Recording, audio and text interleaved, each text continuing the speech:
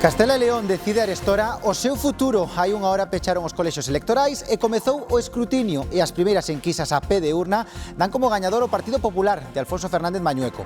O PSOE perdería escanos e Vox subiría. Detido en Cantabria como presunto autor dun crime machista, o home de 52 anos tiña antecedentes, constaba no sistema Bioxen por dúas denuncias de violencia de xénero con outras mulleres. A autopsia da parella de 64 anos apunta a unha morte violenta. Por iso, a Garda Civil abriu dilixencias e investiga xa o caso recabando probas na vivenda.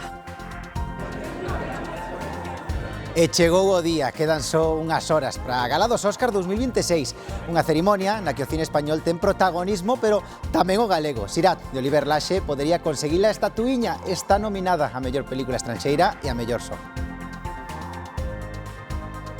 Non ten dúdas, somos conocidos por él en todas partes, non? Naide pode chegar tan arriba como chegou el. Estamos moi orgullosos. Sí, suerte, que siga tendo suerte. Unha gran persona, sí, señora, e deseo muchísima suerte.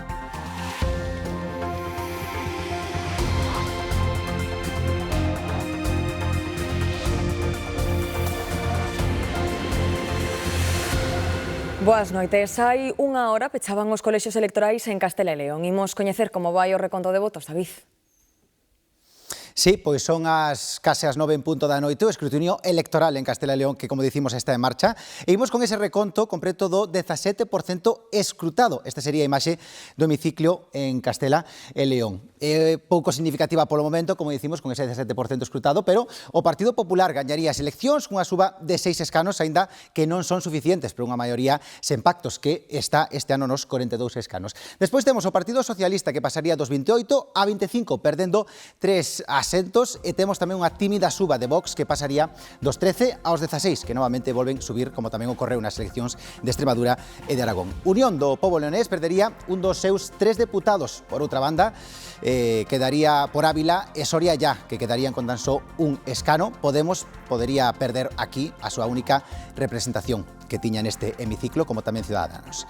A primeira sondaxe a pé de urna dan a victoria ao Partido Popular en Castela e León. A de Sigma 2 para El Mundo di que os populares conseguirían máis votos se os escanos poden oscilar entre os 30 e 32. Agora teñen 31. O PSOE, que xa caeu nas eleccións de 2022, baixaría aínda un pouco máis. Conseguiría entre 25 e 27, ten 28. Vox obtería entre 17 e 19, cando agora teñen 13. Unión do Pobo Leonés tería entre 3 e 4, Soria Ya 2 e por Ávila e Izquierda Unida 1 respectivamente.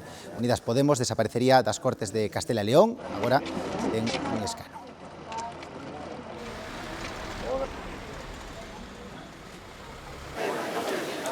Semellante é a enquisa de NC Report para La Razón. O PP tería entre 31 e 32 escanos, o Partido Socialista entre 26 e 27, Vox entre 17 e 18, e Unión del Pueblo Leonés quedaría cos 3 que xa ten.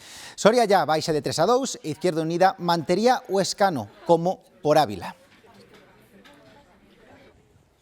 Ben, con estes primeiros sondeos a pé de urna, a primeira parada está en Salamanca. O candidato a revalidar a presidencia de Castela e León, o popular Alfonso Fernández Mañueco, está seguindo a evolución do escrutinio dende o Hotel Alameda Palace. Marcos Sueiro, cales son as primeiras impresións aí nas filas do Partido Popular? Que tal, David? A sede do Partido Popular, como dicías, en Castela e León trasládase hoxe temporalmente a Salamanca. O candidato e actual presidente da rexión aínda non chegou ao hotel para seguir o escrutinio. Está a piques de facelo si algúns dos seus colaboradores máis inmediatos xa se encontran aquí na planta quinta, no andar quinto deste hotel. De momento, poucas reaccións e poucos militantes. Os que se achegan confían na victoria do Partido Popular, entre eles, por certo, algún deputado no Congreso. De gañar sería a terceira legislatura para Fernández Mañueco e tamén a continuidade dende 1987 do Partido Popular na Junta de Castela e León. Saben que este territorio é un dos feudos do centro-dereita español. Tamén están pendentes aquí nesta sede provisional do Partido Popular en Castela e León do resultado do Partido Socialista. O candidato soriano Carlos Martínez, cun perfil propio, presentouse coa intención de darlle a volta ás enquisas. Estes comicios reclaman a atención de todos. Os comicios de Castela e León remataron cunha movilización algo maior que hai 4 anos e as enquisas a pé de urna proxectan un panorama de continuidade política. Nesta comunidade o arco da dereita e centro-dereita leva gobernando 39 anos e podería superar amplamente as 4 décadas. Esas sondaxes indican que Fernández Mañueco e o Partido Popular gañan as eleccións con claridade pero con tendencia ao estancamento. Todo apunta a que volverá a ser presidente dos castelán-leoneses por terceira vez. Las sensaciones han sido muy buenas a lo largo de la precampaña y de la campaña electoral y ahora lo que queremos es que esas sensaciones, pues, exprese la gente esas sensaciones en las urnas. O candidato do PSOE, Carlos Martínez, ten detrás unha traxectoria municipalista exitosa e os datos a pé de urna sinalan que os socialistas resisten con lixeira tendencia baixa, pero lonxe da debacle de Aragón e Extremadura. Nuestro objetivo siempre ha sido gobernar, ¿no? Y por tanto vamos a ver si somos capaces de dar ese vuelco en Castilla y León absolutamente tan necesario, ¿no? Después de tantos años. A tendencia ascendente é evidente en Vox. Esta noite mesmo ten opcións de superar o 20% dos votos. O seu candidato Carlos Pollán reiteraba a palabra cambio despois de emitir o sufraxio. Yo creo que es el día de la esperanza, el día de la ilusión de toda la gente que quiere que esto cambie y que en Castilla y León haya un cambio de políticas. Como cuarta forza perfilase Unión del Pueblo Leonés representada por Alicia Gallego con entre 3 e 4 procuradores segundo esas enquisas das 8 da tarde. E teñen opcións claras de conseguir representación Soria, Ya e por Ávila. As posibilidades son menores para En Común, integrada por Izquierda Unida e Sumar, e moi escasas para Podemos. En Xénova aspiran a gobernar reforzados e repetir as vitorias de Extremadura e Aragón. O Partido Socialista busca resistir tras a desfeita electoral nestas dúas comunidades e Vox persegue mellorar resultado. María Cheda. Si, David, o Partido Popular busca unha nova vitoria nun territorio Castela e León históricamente popular, caso ben diferente o do Partido Socialista, que podería estar ante unha nova derrota, e non sería a primeira, porque hai 8 anos, hai que lembrar que tiñan un total de 34 escanos en Castela e León, pasaron hai 4 anos a 28 escanos, e hoxe sobre a mesa coñecer esa cifra cun candidato socialista que tentou anunciarse de Pedro Sánchez, pero non foi quen, porque o desembarco dos de Ferraz, de Pedro Sánchez, de Óscar Puente e mesmo do recuperado Rodríguez Zapatero foi máis que evidente Castela e León nestas últimas semanas, e todos eles entoando ou non a guerra. Agora falta por coñecer se esa estrategia foi boa ou foi negativa para o candidato socialista. Sobre a mesa tamén coñecer a postura de Vox, un auxe que se prevé moi alto, non se sabe se rozando o 20% ou mesmo superando unhas eleccións, os comicios, as de Castela e León, que teñen clave electoral e moi importante, porque poderíamos estar ante a terceira derrota do Partido Socialista nos últimos meses. Vale. Ao final do telexornal seguiremos falando das eleccións en Castela e León e tamén conectaremos cos nosos equipos para coñecer a última hora. Mentres, seguimos con asuntos internacionais. En Francia, pecharon os centros de votación e están co escrutinio na primeira volta das eleccións municipais marcada por unha baixa participación. Máis de 35.000 alcaldías están en xogo e prazas clave como París, tras a retirada de Anne Hidalgo, considerada o gran bastión socialista durante a última década. Será unha proba para cada partido político un ano antes das eleccións presidenciais de 2027. Unha soa volta será suficiente no 93% dos municipios, onde só se anunciaron unha ou dúas listaxes. No resto das localidades, os votantes terán que esperar a segunda volta o domingo 22 de marzo, a que concorrerán os candidatos que superaran o 10% dos votos emitidos. E tensión en Cuba. As rúas protestan cada noite exixindo unha transición á democracia e a fin do castrismo. Os manifestantes incendiaron a sede do Partido Comunista na localidade de Morón. A escaseza de alimentos e os apagóns constantes fan instalar unha poboación que exixe democracia, mentres o goberno intenta negociar petróleo cos Estados Unidos. O balance, 5 detidos e un ferido de bala. Tengo mi hijo, tengo nieto, tengo familia. Pero me sigue doliendo a mí y yo creo que le sigue doliendo a toda persona normal del mundo moderno. Las carnes se te echan a perder, los alimentos se descomponen porque es que y si lo compras tienes que comértelo rápido. Pero hemos tenido que emigrar por la situación que existe en Cuba. No es porque nos guste irnos de nuestra isla, que es lo más bonito que hay. Es que el régimen cambie, que cambien, hagan negociaciones, que se abran al mundo. Y que todo sea de transición, una transición segura. En Oriente Medio, Irán e Israel intercambian novos ataques mentres Trump alonxa a posibilidade dun alto ao fogo. O presidente dos Estados Unidos di que aínda non se dan as condicións para un acordo, pero o ministro de Asuntos Exteriores iraniano asegurou que Teherán nunca pediu un alto fogo nin negociacións. Os cazas israelís atacaron máis de 200 obxectivos no Líbano, deixando polo menos 14 mortos. 4 son menores. Mentres, a Garda Revolucionaria iraniana ameaza de morte a Netanyahu e Donald Trump non descarta volver bombardear a illa de Hark. Dende España, o Ministerio de Defensa reubicou temporalmente o Grupo de Operacións Especiais encadrado na Coalición Internacional de Loita contra o Daesh en Irak. A crecente inseguridade levou a reubicar os militares españois que xa están en lugares seguros. A Garda Civil detivo este domingo en Cantabria un home de 52 anos acusado de asasinar a súa parella, unha muller de 64. O crime ocorreu o sábado. Onte, segundo informou a Delegación do Goberno en Cantabria, foi o propio home quen avisou á Garda Civil, dixo que atopara o corpo no domicilio.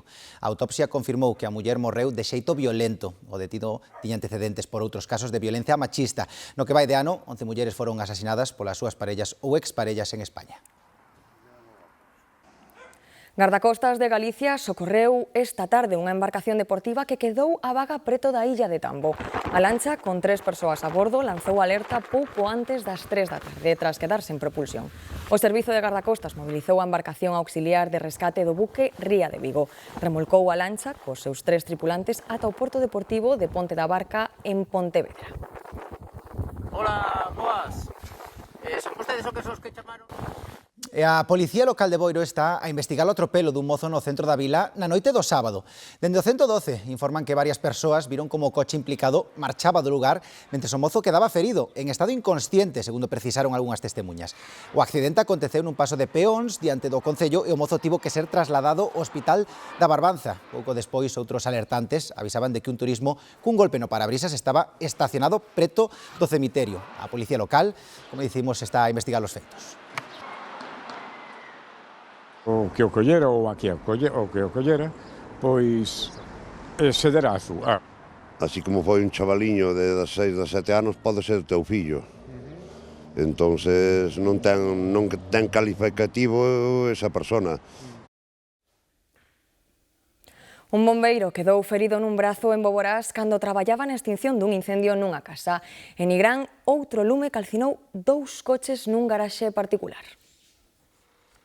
As tarefas de extinción dun lume nunha casa de Boborás deixaron un bombeiro ferido nun brazo cando traballaba para apagar as lapas.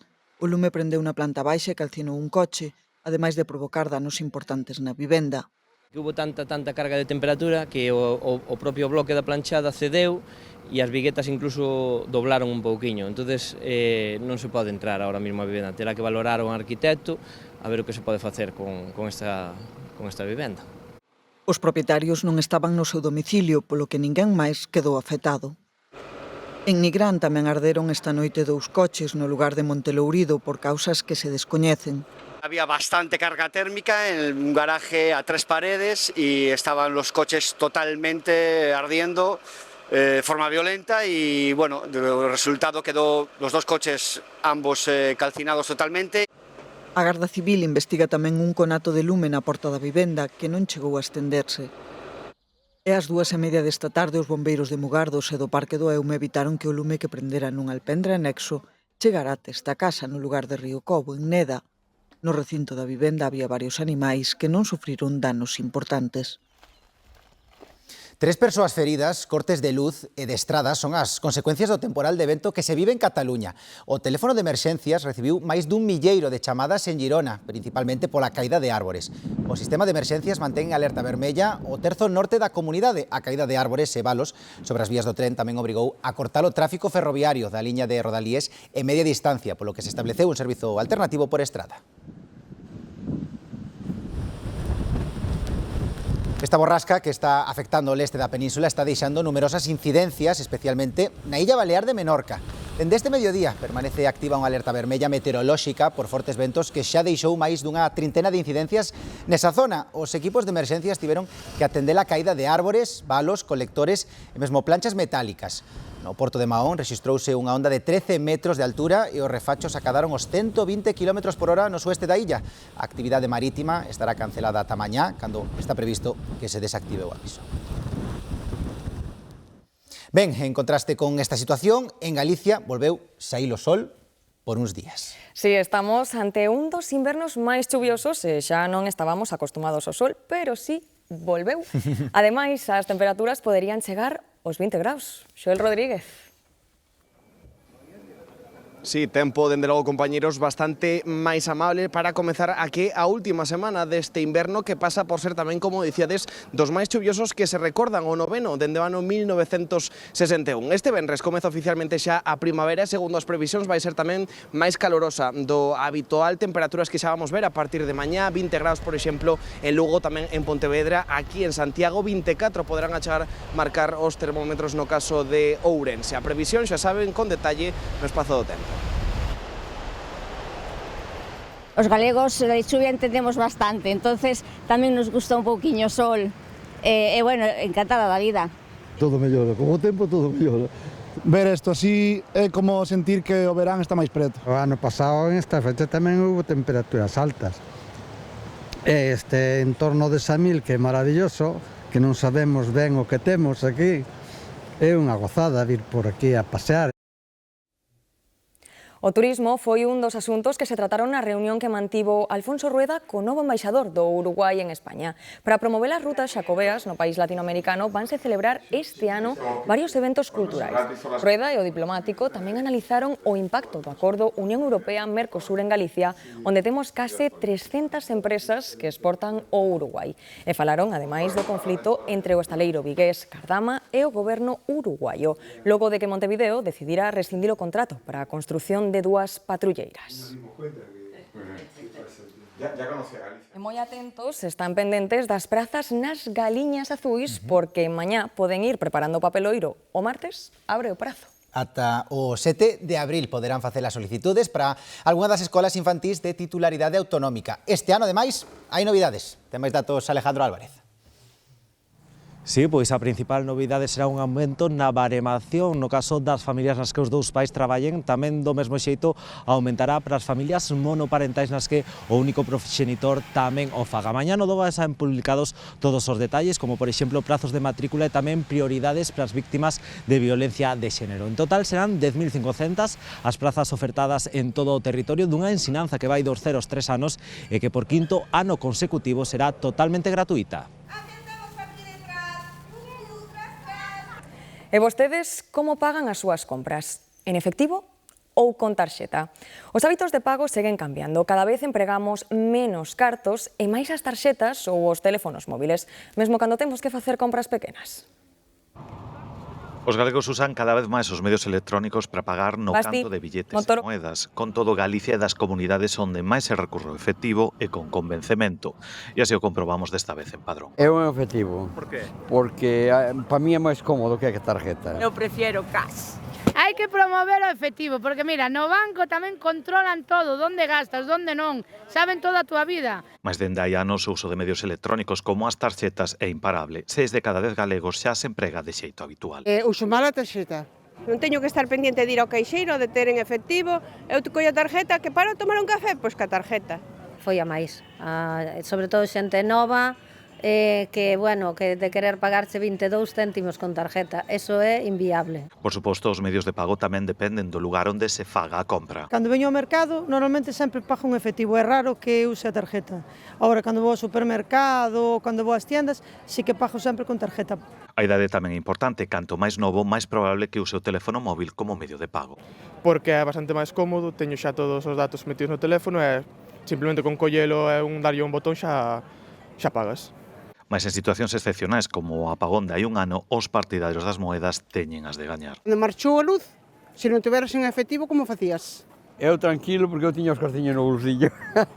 Obviamente o que tiña efectivo pois saleu mellor parado. Eu, por exemplo, que estuve en toda a tarde nun bar, cada que tiña 5 euros esa feixe, non...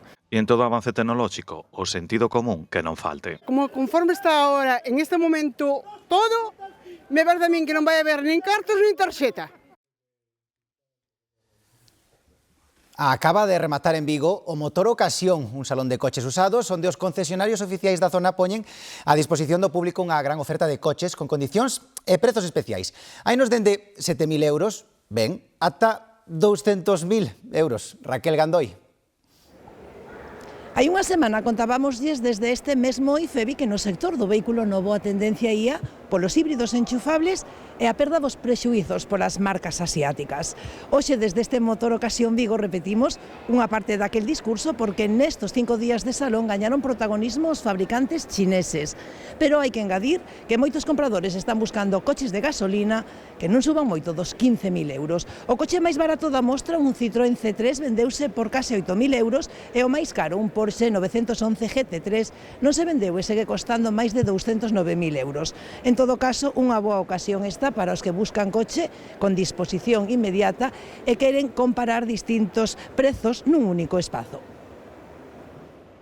O balance provisional das vendas apunta a máis de 500 unidades vendidas nunha feira que reuniu uns 1.200 coches expostos. Na mesma liña do mercado de coches novos, tamén neste Motor Ocasión, destaca a presenza crecente das novas marcas asiáticas. Non quero encasillar solo en chinos, porque tamén hai moitas marcas asiáticas, japonesas, pero sobre todo os chinos que están chegando agora, e que a xente está tendendo moito máis a compra destes vehículos. Están perdendo un pouco o presuizo de marcas chinas, especular un pouco, e ven que son vehículos con moi boas calidades a un precio bastante reducido en comparación a como están os fabricantes europeos. Dous perfis de comprador que se repiten cada edición deste salón, os que mercan nada máis chegar movidos polos baixos prezos entre os 12 e 15.000 euros e outro comprador a priori impensable. Aquí veñen clientes nosos que son de moitos anos, aproveito que está o salón do automóvil, vou subir. Son empresarios, é xente que teñen un poder adquisitivo importante, pero compran vehículo usado, porque eles saben que un vehículo concesionario me vai a dar bo resultado, vou ter boa atención. Prefiero comprar un coche aforrando 20.000 euros que non comprarlo novo. No venimos tampoco a exponer, venimos con precios un poco agresivos. Lo que realmente demanda el cliente puede ser el coche mediano pequeño. Coches entre 10 y 15.000 euros probablemente sea el coche que más se venda en este tipo de salones. Un salón que volve ser unha oportunidade para que as marcas liquiden o seu stock. Moitas veces non somos conscientes da cantidade de tóxicos que acumulamos nos fogares, especialmente entre os produtos de limpeza. Compostos como a lixivia ou a amoníaco que poden chegar a ser perigosos se non se manipulan correctamente. Que dende finais da Segunda Guerra Mundial, que digamos estábamos rodeados de 3.000 compostos, máis ou menos, ahora estamos de decenas de miles de compostos. As intoxicacións con produtos de limpeza son unha das principais causas de accidentes domésticos. A lexivia é unha cousa tóxica, de feito se emprega para unha limpeza en profundidade e dunha desinfección moi alta. Bueno, pois ese é un produto bastante común, evidentemente ten un pH moi alto e iso produce abrasións.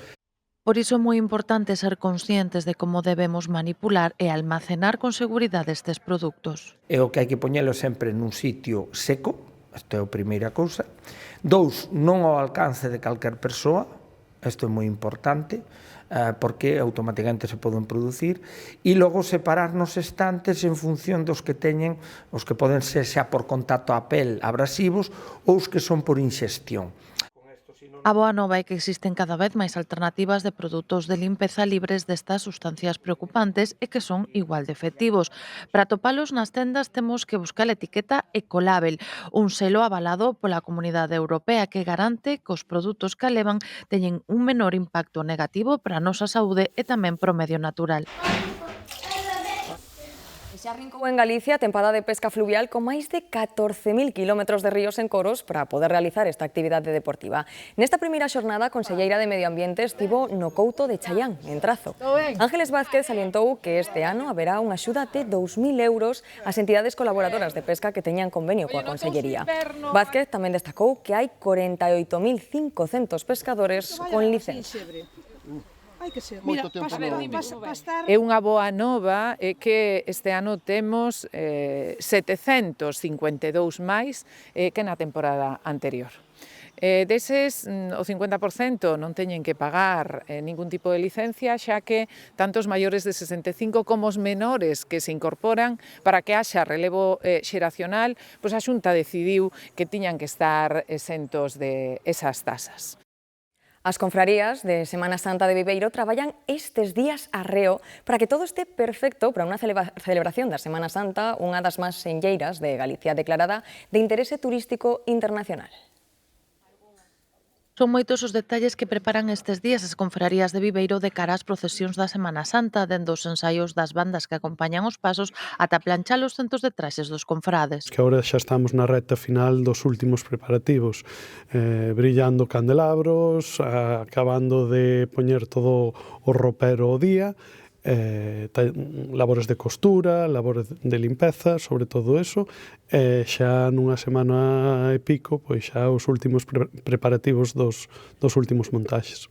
A só 2 semanas das primeiras procesións, axiña chegará o momento de comezar a montar os pasos nas andas e decoralos con arreglos florais. Se montan na anda na que van a procesionar, cos vestidos, neste caso temos detrás a Virxe da Esperanza, pois ten un manto co que procesiona, que non é o que ten posto aquí, e no resto dos pasos, pois un pouco o mismo, se montan as andas finales, se montan os candelabros, as iluminacións, gualdrapas que nas leve.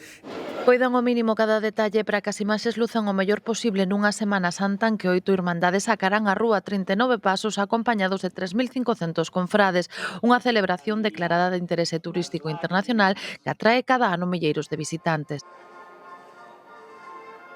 Quiroga presume dunha tradición única en Galicia.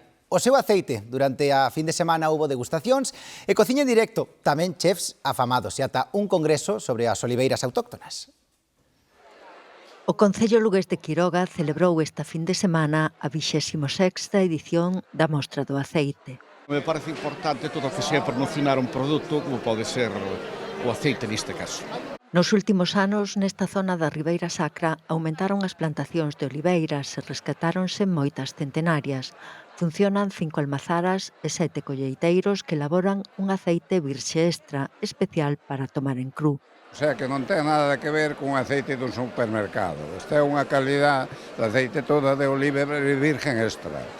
Que ten unha cantidad todo de polifenoles, por eso ese picante que queda na garganta, sempre ao final de saborear o aceite. Chefs afamados cociñaron elaboracións para que o público as catase.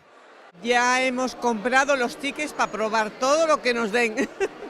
Os asistentes tamén puideron ver en funcionamento un muiño centenario onde se elaboraba antigamente o aceite. E falta pouco para que empecen a desfilar pola alfombra vermella aló nos Ángeles as estrelas convocadas á cerimonia dos Óscar 2026. E sabes quen está ali? Obviamente. Sen dúbida ninguna. Oliver Laxe, o director galego da película que representa a España e a Galicia Sirat, estréase nesta cerimonia. Nos Ángeles está Rosa Conde.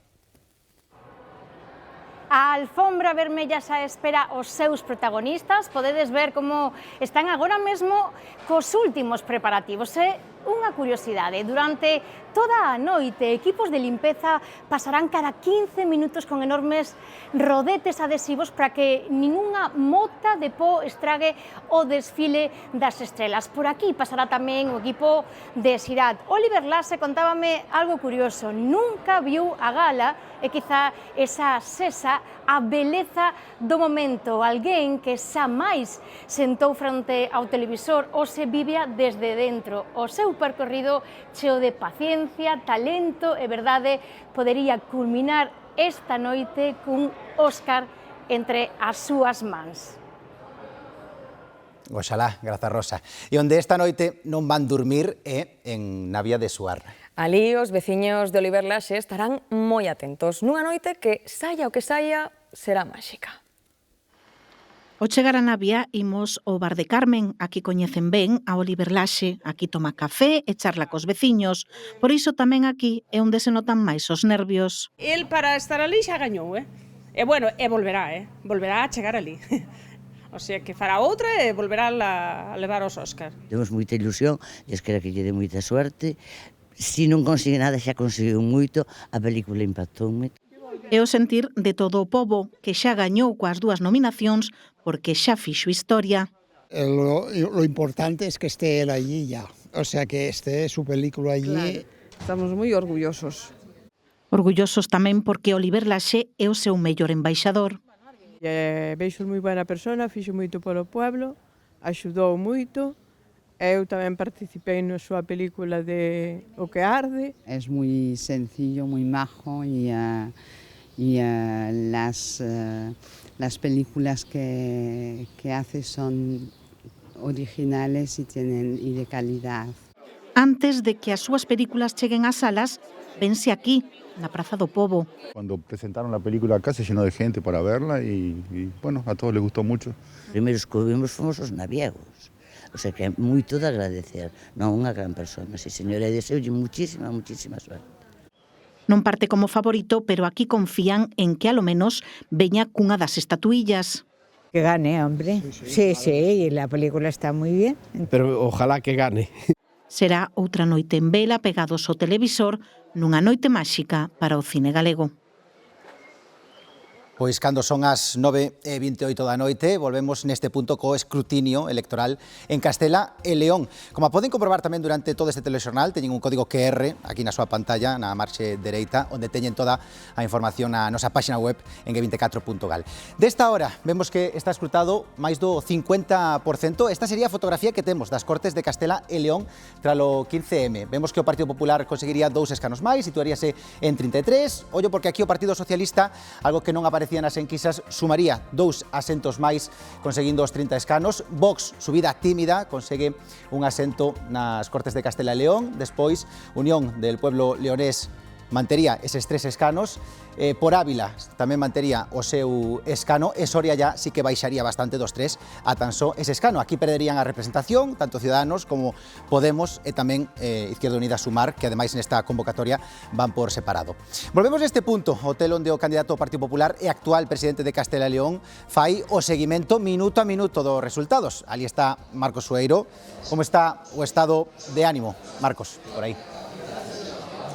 Que tal, David? Boa noite a todos de novo. De momento, o candidato do Partido Popular non chegou ao hotel Alameda Palace aquí en Salamanca para seguir o escrutinio. Hai moita expectación porque os medios de comunicación estamos desexando facerlle preguntas ás súas primeiras valoracións. En todo caso, as primeiras impresións aquí nesta sede provisional do Partido Popular concrétanse pois unha expectación crecente, como dicía, tanto entre medios de comunicación e algún afiliado ante o avance do escrutinio.